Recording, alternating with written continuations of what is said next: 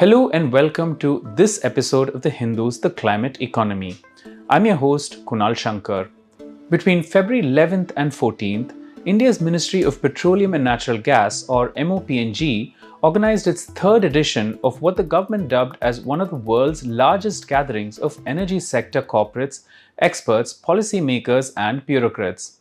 The government's broadcaster DD News called India Energy Week, or IEW as the platform is called, as a platform for industry leaders, policymakers, and innovators to discuss and collaborate on the future of energy, focusing on sustainability, energy security, and the transition to clean energy sources.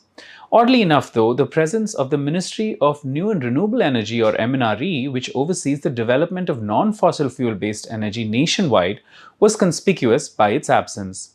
Now, according to the International Energy Agency, or the IEA, power and heat production emitted the most amount of carbon into the atmosphere, making up more than half, 53% to be precise, of all carbon emissions nationwide in India, making the energy sector the top contributor to climate change. This data mirrors global statistics. 40% of global carbon emissions is from producing electricity and heating. MoPNG said that IEW attracted over 70,000 visitors, 600 exhibitors, and featured 10 international pavilions. Discussions spanned 9 dedicated themes, highlighting innovations and policy dialogues shaping the global energy landscape. Indeed, some experts have argued that renewables must be also stewarded by deep-pocketed legacy fossil fuel-based firms such as the oil marketing companies worldwide, as they could invest in scaling production and drive product innovations. This is indeed true of India, one of the country's flagship public sector undertakings, the Oil and Natural Gas Corporation, established ONGC Green in February 2024.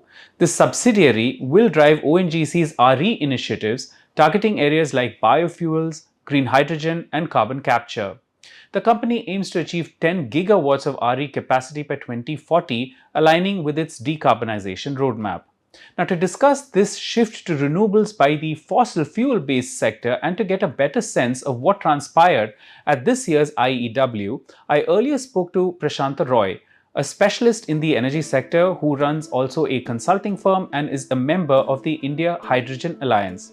Prasanto also was a journalist for 2 decades before that, tracking trends in the energy and allied sectors. As we were just discussing before we began the show, this has been your second meeting at this conclave. Give us a sense of, firstly, what this is about, and what are the targets that are being attempted to be achieved here. Thanks, Kunal. So, this event this year was massive. It was huge, India Energy Week. And first of all, it was held at this very impressive venue called Yashobhumi in Dwarka, which is maybe the largest. It's built as the largest convention center in Asia.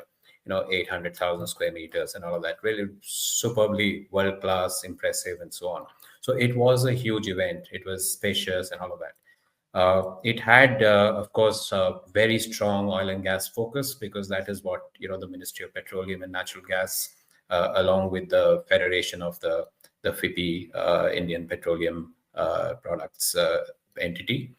There was a strong focus, and that was by mandate and design, on the transition part. So, if you looked at the zones there were, of course, some of the national imperative policy kind of zones like Make in India, etc. There was a net zero zone.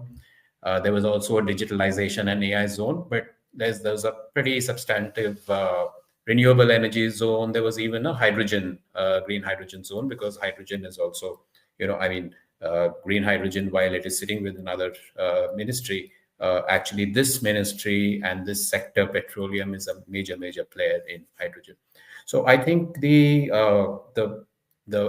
interesting thing is that we are still very fossil fuel dependent. Our energy grid is somewhere in the 70-80%. You might get slightly different figures depending on who you ask on fossil fuel dependency. We've taken a fairly strong stance while setting a kind of a net zero target for 2070, and we've given some intermediate targets.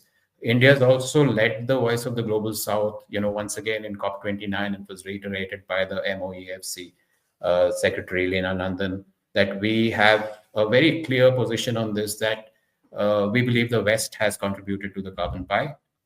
So if you look at the whole carbon pie, it's all a build-up of the West, which is a fair enough argument. And they must do their part in the mitigation and not just slow us down in our development effort. So it's a kind of a mixed position. There is a clear articulation and a recognition of our need to be part of the energy transition, journey, and our goal, which is, by the way, like I said, it's not a very aggressive goal at this point of time. It's net zero for 2070 as against 2050 for certain other countries, right. 2040 for some countries, and so on. Other countries, yes. But that is the backdrop in which this Energy Week was held.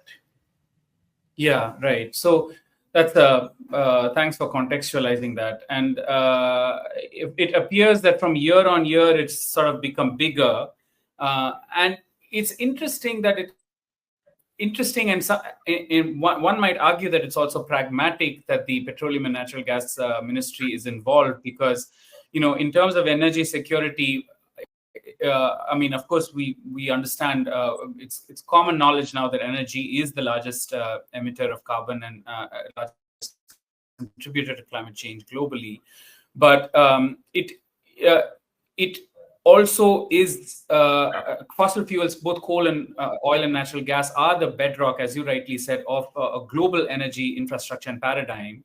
And if we are to move to less carbon intensive or renewables, for instance, paradigm, you would ideally want this edifice, this mammoth infrastructure, to sort of transition or travel along, so that it doesn't completely rupture various economic sort of forces. Is that really what does that work here? Is that the sense that you're getting? Because you'd also mentioned that the Ministry of New and Renewable Energy was not quite involved and has not been involved throughout these 4 days. So, clearly, I think there is a certain bit of silos that you see on the energy front there. The dominant ministry which plays in the entire energy arena is really the Ministry of Petroleum and Natural Gas, MoPNG. So, one would have hoped, of course, that even though that is kind of organizing this, it would involve the MNRE, Ministry of New and Renewable Energy, which is not just a significant player. Of course, it is the nodal ministry for renewable energy. The Green Hydrogen Mission is sitting with it. We did not see MNRE at this show. Also, Niti Aayog is, has been very deeply involved in this, in the framing of the green hydrogen roadmap itself, and other areas in renewable energy. For example, carbon capture, storage, and utilization, CCUS, is a major thing that the Niti Aayog has been involved with. Once again, we didn't really see them as active. So this was clearly very much from the lens of oil and gas. And even the energy transition plays and demos, the talks, etc., a lot of that was being featured there were from the oil and gas companies. For example, say HPCL or IOCL, all of these guys have their energy plays, their green hydrogen, their investments in R&D in renewable energy in the transition. So all of that featured very strongly. And there were some others who came in from the RE space, purely RE space, or some of the hydrogen space and so on. But from the driving side, from the top, it was clearly driven by MoPNG, and that became very, very clear.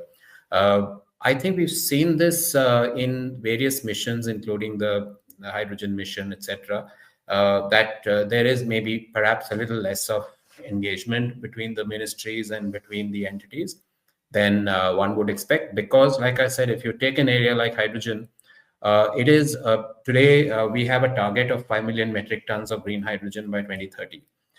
India already produces and consumes over 6 million metric tons of hydrogen, which is all gray right now. And that is entirely produced and consumed by the fertilizers sector and the oil refineries. So these two entities actually are completely kind of on top of the hydrogen produced today. So one would assume, and correctly so, that if you were to transition this to green, a lot of the questions and the answers actually sit here. And you can't really de-link it from here, even while you look at other areas like green steel and green cement and transportation and so on. The big stuff is sitting with this ministry, really, the MoPNG. Right, and also deep pockets for the companies that are under. Yeah, Absolutely. which So can. I think there's an enormous amount of cash here. It's also, I mean, this is also the fact that our energy, I mean, in terms of energy security and the worry about, balance of payments and the imports. I mean, there's an enormous amount of imports of fossil fuel. Okay. And Right. I think we are still importing. I mean, in terms of the total energy mix, we are probably in the range of 50 to 55%, and it'll remain like that in the decade or so ahead, coming in from fossil fuels. On top of that, there's a lot of imports, which, say, the fertilizers industry actually imported some 2.5 million metric tons of ammonia. And that is Right. something with wildly varying prices because of the Ukraine, situation, and the Russia, and all of that factor. So clearly, there is Right. an enormous amount of concern on, and that is why there are all these moves like the E20 ethanol mix to try and replace some of the fuel which we are importing by something which is ostensibly made in India.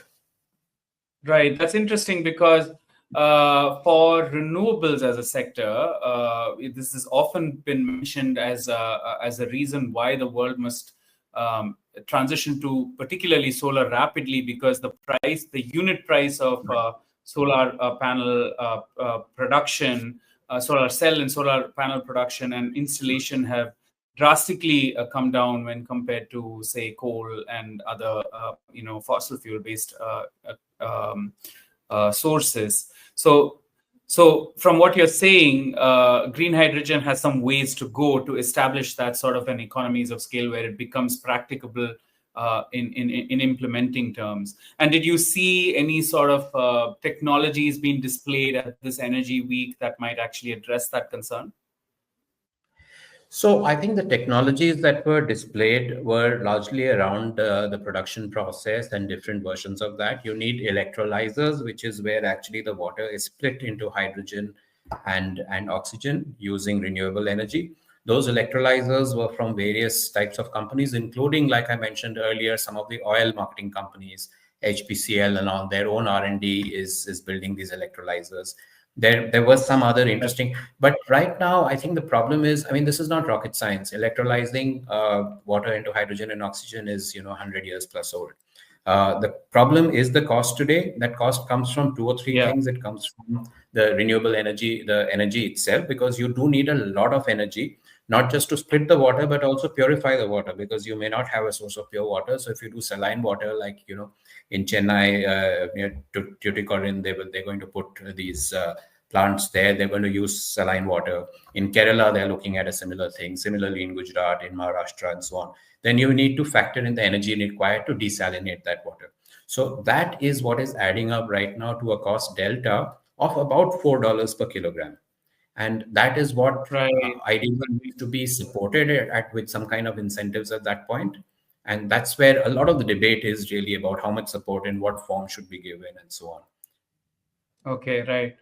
So so if I can maybe ask you, what are the top 5 takeaways that you could say from the India Energy Week this third edition in Delhi? So first of all, I think this is a thriving, bustling industry still, and I'm talking about the traditional fossil fuel industry that we saw there. Okay, it's not Yeah. going away anywhere, and a lot of the transition discussions are really happening around these companies, and with good reason.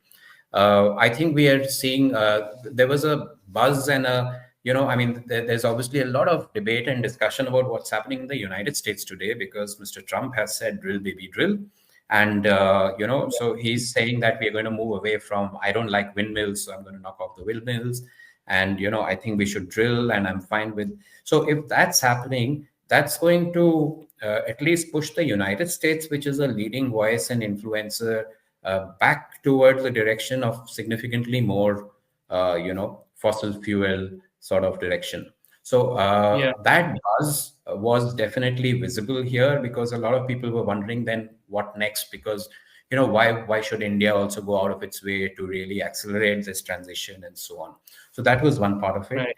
The second, of course, was that yes, there was a lot of investment in some of these renewable technologies, etc., in even the traditional oil companies. And sometimes I did wonder, and I would ask them that, okay, why are you actually building this from scratch? Because you can buy electrolyzers. And yes, in their pilot plants and all where they've done this stuff, they have bought electrolyzers, but they're also building.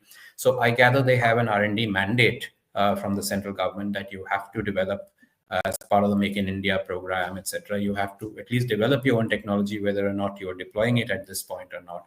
So that was an interesting direction which we saw. I think the push toward ethanol, there was a lot of debate and discussion about this. Right now, we are supposed to be at a E20 benchmark, but we are not really there yet, Yes. even though I think the government is talking 20% about. when you say E20, you mean 20%.